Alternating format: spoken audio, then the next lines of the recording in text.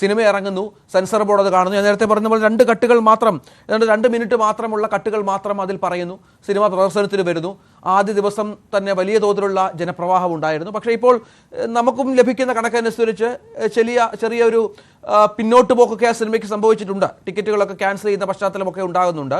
പക്ഷേ ഈ അക്ഷരാർത്ഥത്തിൽ സിനിമ എന്ന കലാരൂപത്തെ ഇങ്ങനെ തിരുത്താൻ പറ്റുന്ന ഒന്നാണോ? അങ്ങനെ തിരുത്തുന്നത് കൊണ്ട് ആർക്കാണ് ഗുണമുണ്ടാവുക എന്നുള്ളതാണ്.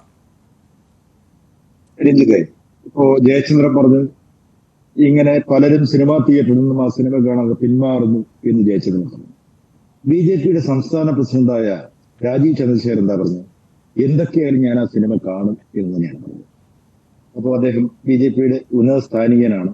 അദ്ദേഹം ആ സിനിമ കാണും എന്ന് പറഞ്ഞിട്ടുണ്ടെങ്കിൽ ഒരുപാട് പേര് തിയേറ്ററിൽ നിന്ന് പിന്മാറിയത് ഈ രാഷ്ട്രീയം പറയുന്നതുകൊണ്ടാണ്, അതും ആ സിനിമയുടെ മെരിറ്റില്ലായതുകൊണ്ടാണ്.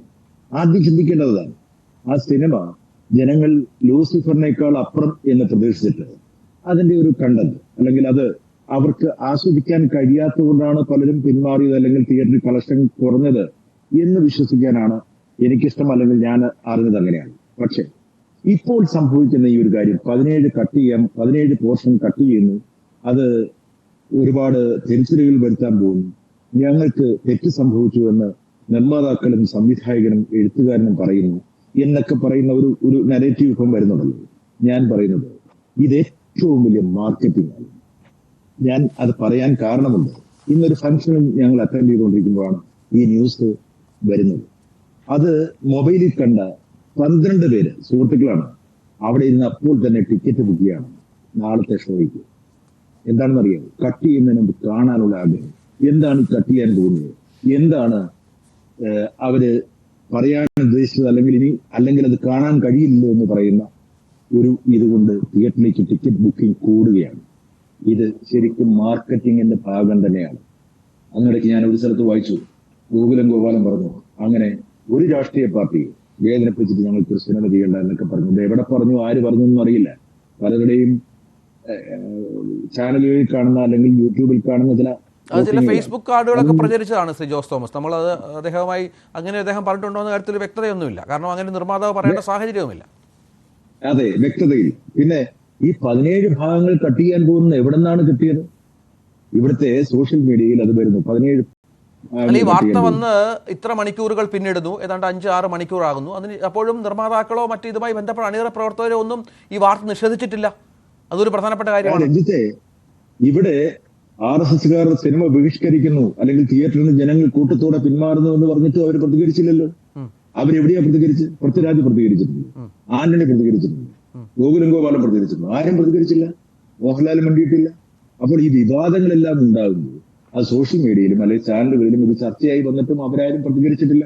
ഇപ്പോൾ ഈ 17 കട്ട് എന്ന് പറയുന്നത് പോലും അവർ പറഞ്ഞതല്ല, അവരുടെ വായിൽ നിന്നും വന്നതല്ല, അവരുടെ വാക്കുകളിലൂടെ വന്നതല്ല. ഇതെവിടുന്ന് വന്നു?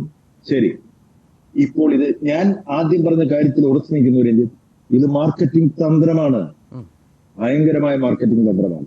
ജനങ്ങൾ നോക്കിപ്പോളൂ, ഈ 3-4 ദിവസങ്ങളിൽ ജനങ്ങൾ തിയേറ്ററിലേക്ക് വീണ്ടും വരും. എന്താണ് കട്ട് ചെയ്യാൻ ഉദ്ദേശിക്കുന്ന ഭാഗം അത് കണ്ടു തീർക്കണം. കാരണം ഇതിന്റെ അടിയിൽ ഒരു കുറിപ്പൂടെ വന്നിരുന്നു.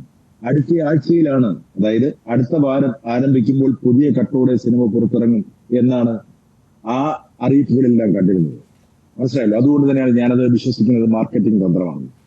എന്തായാലും ബുദ്ധിരാക്ഷസനാണ് ആന്റണിയും പൃഥ്വിരാജുമെല്ലാം. അവരൊരിക്കലും എനിക്ക് തോന്നുന്നില്ല ഇങ്ങനെ കട്ട് ചെയ്ത് മാറ്റും. കട്ട് ചെയ്തെന്ന് പറഞ്ഞാൽ എന്തെങ്കിലുമൊക്കെ കട്ട് ചെയ്യും, അല്ലെങ്കിൽ വില്ലന്റെ പേര് മാറ്റുന്നു. വില്ലന്റെ പേര് മാറ്റുന്നത് അത് റീഡബ് ചെയ്യണം, ഒരുപാട് പ്രോസസ് ഉണ്ട്. കട്ട് ചെയ്താൽ റീസെൻസർ ചെയ്യണമെന്നില്ല. എന്തെങ്കിലും ആഡ് ചെയ്യണമെങ്കിൽ അത് റീസെൻസറിങ്. ഇവിടെ കട്ട് ചെയ്യുമെന്നൊക്കെ പറയുന്നത് അവര് അത് ചെയ്യും എന്ന് ഞാൻ വിശ്വസിക്കുന്നില്ല. അങ്ങനെ അവർ ഭയപ്പെട്ട് പിന്മാറിയോ, അതിന്റെ പേരിൽ കളക്ഷൻ കുറഞ്ഞു, അല്ലെങ്കിൽ ഒരു രാഷ്ട്രീയ പാർട്ടിയെ അല്ലെങ്കിൽ ചരിത്രത്തോട് നീതി പുലർത്താത്ത ഒരുപാട് സംഭവങ്ങൾ ചെയ്തതിന്റെ പേരിൽ കളക്ഷൻ കുറഞ്ഞു എന്ന് അവർ വിശ്വസിക്കുമെന്ന് എനിക്ക് തോന്നുന്നില്ല. ആ സിനിമയുടെ ഒരു മെരിറ്റല്ലായ്മയാണ് എല്ലാ നിരൂപകരും ഇവിടെ പറഞ്ഞത്, അല്ലാതെ രാഷ്ട്രീയം പറഞ്ഞുകൊണ്ട് ജനങ്ങൾ കാണാതിരിക്കുന്നു എന്നല്ല. ആ സിനിമ ഉദ്ദേശിച്ചതുപോലെ വർക്കായില്ല, അല്ലെങ്കിൽ എന്തൂരാനെ ലൂസിഫറിനെ പോലെ അത്രയും നന്നായില്ല എന്ന് പറയുന്ന ഒരു റിവ്യൂ ഓൾ ഓവർ കേരള അല്ലെങ്കിൽ ഓൾ ഇന്ത്യ അത് വന്നിട്ടുണ്ട്. അത് തന്നെയാണ് ആ പടത്തിന്റെ കളക്ഷനെ ബാധിച്ചിരിക്കുന്നതെന്നാണ് ഞാൻ വിശ്വസിക്കുന്നത്. തിരിച്ചു വരാം മുകേഷ്.